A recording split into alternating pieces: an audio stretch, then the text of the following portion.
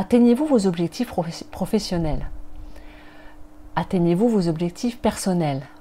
En êtes-vous là où vous voulez être?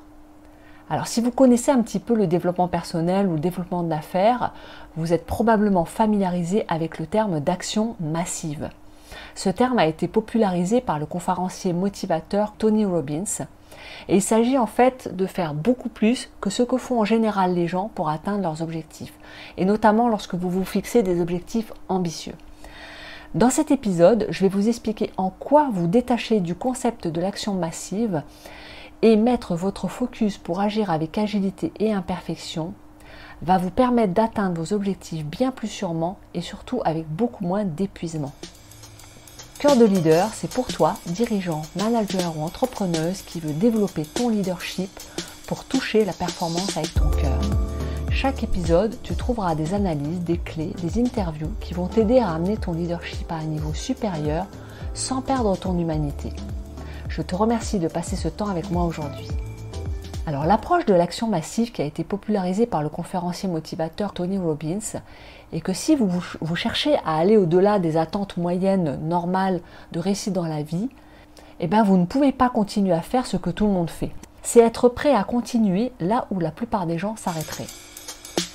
Par exemple, si vous voulez changer de poste pour atteindre un niveau supérieur, atteindre un poste de direction, un poste au CODIR, avoir un plus grand territoire, combien d'entretiens êtes-vous prête à passer? Combien de rencontres, combien de soirées, de réseautage êtes-vous prêt à faire? Et combien de refus êtes-vous prêt ou prête à encaisser? 5 ou 200? L'action massive se situe au niveau des 200, vous l'avez compris. Alors on est vraiment dans une logique productiviste et qui se base en fait sur la croyance statistique qui veut que plus vous agissez, plus vous avez de chances de réussir. Alors le problème avec cette approche, elle réside dans le mot massif.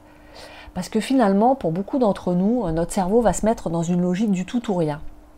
Soit j'y vais à fond, soit je ne bouge pas et je ne fais rien. Ou alors on va plonger dans la recherche de perfection. On va finir par penser que si nous ne créons pas un grand plan, si nous ne faisons pas des grands pas audacieux, alors finalement notre projet ne vaut pas le coup. Vous voyez, c'est le principe d'être dans une grandeur peut-être parfois qui nous dépasse. Ou alors on va finir par se mettre trop de pression. Et puis on va tellement en faire qu'on va se sentir dépassé, épuisé. Et du coup on va se retrouver dans un état d'inaction et de procrastination parce que on n'arrivera plus à avancer. Et nous, les leaders de cœur, en fait, on veut transcender ça. Nous voulons atteindre nos objectifs sans nous mettre de pression, de perfection et sans nous épuiser. Et la notion d'action imparfaite, elle répond assez bien à notre projet.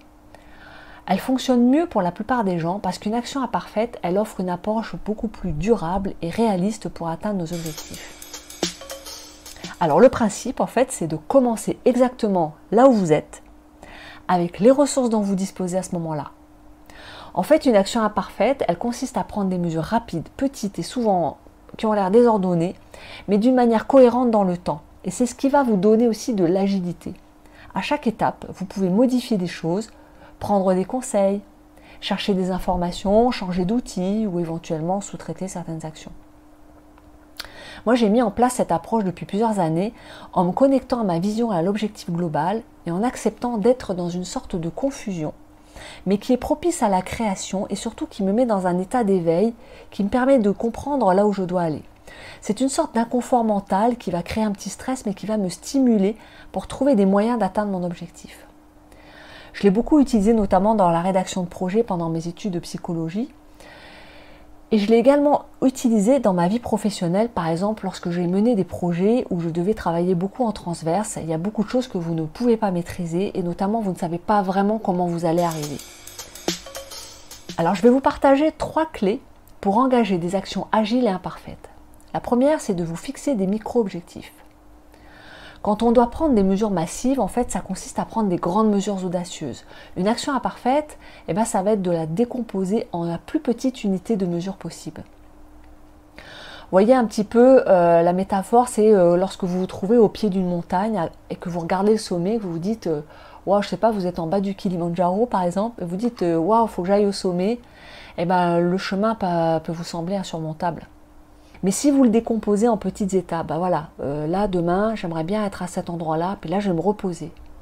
Et ben ça va sembler beaucoup plus réaliste et beaucoup plus atteignable.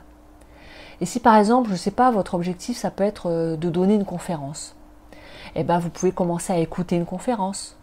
Vous pouvez commencer à prendre contact avec une personne qui l'a déjà fait. Et ces étapes, en fait, elles peuvent sembler minuscules, mais elles vont vraiment vous donner l'élan nécessaire pour continuer à atteindre votre objectif. La deuxième chose, c'est de prendre le chemin le plus simple. Prendre des mesures agiles et imparfaites, ça consiste à vous propulser dans une action rapide, et parfois ça signifie d'emprunter la voie la plus facile. Alors je sais, certains vont dire oui, c'est de la paresse, mais en fait non, c'est de travailler plus intelligemment et moins durement. Moi je ne sais pas vous, mais moi je préfère quand même travailler plus intelligemment et moins durement plutôt que de me dire je vais travailler comme une brute. Alors pour ma part, je suis toujours en recherche moi de la prochaine étape que je peux franchir pour atteindre mes objectifs, mais sans me tracasser, sans qu'il y ait trop de réflexion, sans que je sois obligée de faire des planifications excessives. Donc par exemple, si je veux créer, je ne sais pas moi, un support pour un nouveau projet, je vais essayer de trouver un modèle qui existe déjà, qui me plaît, et puis je vais l'adapter, je vais le personnaliser pour en fait ne pas avoir à me dire que je dois tout faire du début à la fin. En fait, ça risque de me bloquer. Après, je peux toujours consulter un designer pour me le faire. Je peux le perfectionner plus tard. En fait, il n'y a pas de honte à emprunter le chemin de la moindre résistance. En revanche, il faut surtout toujours penser à l'avenir. Toujours avoir votre vision. C'est important d'être connecté. Pourquoi je fais ça ? La troisième chose, c'est de faire confiance au processus plutôt que de rechercher la perfection. Il y a beaucoup d'entre nous qui pensent que la recherche de perfection, c'est un gage de qualité de travail et des résultats. Mais en fait, il ne faut pas confondre avec l'excellence. Et moi, j'aime bien me connecter plutôt à l'excellence parce que ça permet de s'inscrire dans un processus de progression et d'évolution. Il arrive un moment, en fait, dans tous les processus de production où l'ajout d'une nouvelle chose de plus va diminuer la production globale et sera plus un obstacle qu'une aide. Alors, pour avoir une approche agile, vous pouvez viser l'excellence dans votre résultat, mais vous le voir comme un avancement, un progrès continu. Je pense que c'est un bon compromis qui nous fait sentir qu'on fait de notre mieux et que nous ne cherchons pas à atteindre quelque chose qui n'existe pas, comme la perfection par exemple.